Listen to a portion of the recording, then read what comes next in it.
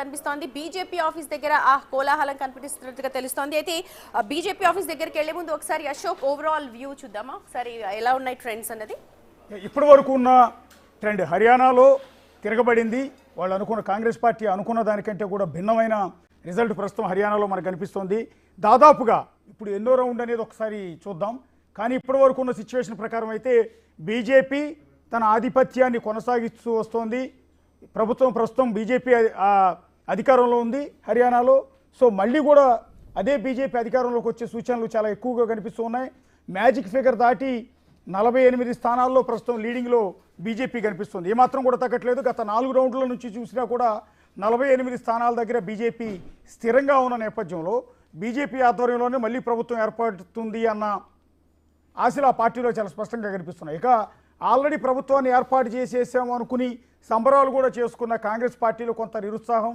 ఆ పార్టీ 60 స్థానాల నుంచి ప్రస్తుతం 36 స్థానాలకి ఇండియా కూటమి హర్యానాలో పూర్తిగా పడిపోయిన పరిస్థితి, సగానికి సగం సీట్లు పడిపోయిన పరిస్థితి మనకి కనిపిస్తోంది. ఆ పడిపోయిన సీట్లన్నింటినీ కూడా బీజేపీ లాక్కుంది. ప్రస్తుతం మ్యాజిక్ ఫిగర్ దాటి 48 స్థానాల్లో లీడింగ్లో హర్యానాలో బీజేపీ కనిపిస్తోంది. ఇక ఐఎన్ఎల్డి కేవలం 2 స్థానాలకి పరిమితమైంది.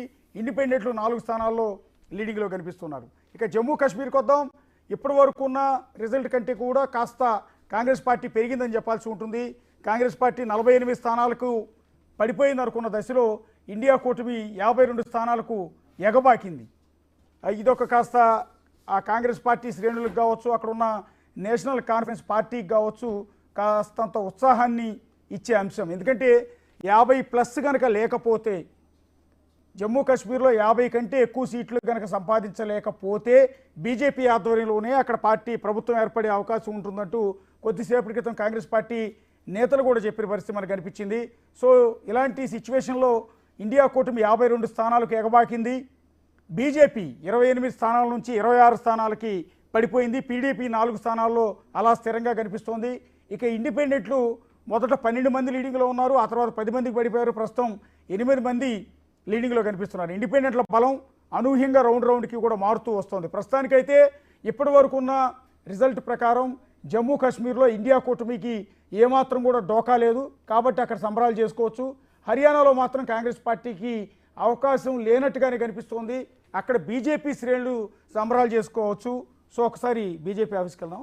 రైట్, యా, మొత్తానికి చూస్తే బీజేపీ జమ్మూ కాశ్మీర్ మీద చాలా ఆశలు పెట్టుకుందని చెప్పాలి 370 ఆర్టికల్ రద్దు తర్వాత. అయితే ప్రస్తుతం సినారియో అంతా కూడా చేంజ్ అయి కనిపిస్తోంది. మరి బీజేపీ ఆఫీస్ దగ్గర మా ప్రతినిధి వెంకట్ ఉన్నారు లైవ్ ద్వారా మనకు డీటెయిల్స్ అందించడానికి. వెంకట్, ఏంటి సిచ్యువేషన్ అక్కడ? ఒకసారి వెంకట్కి వెళ్ళే ముందు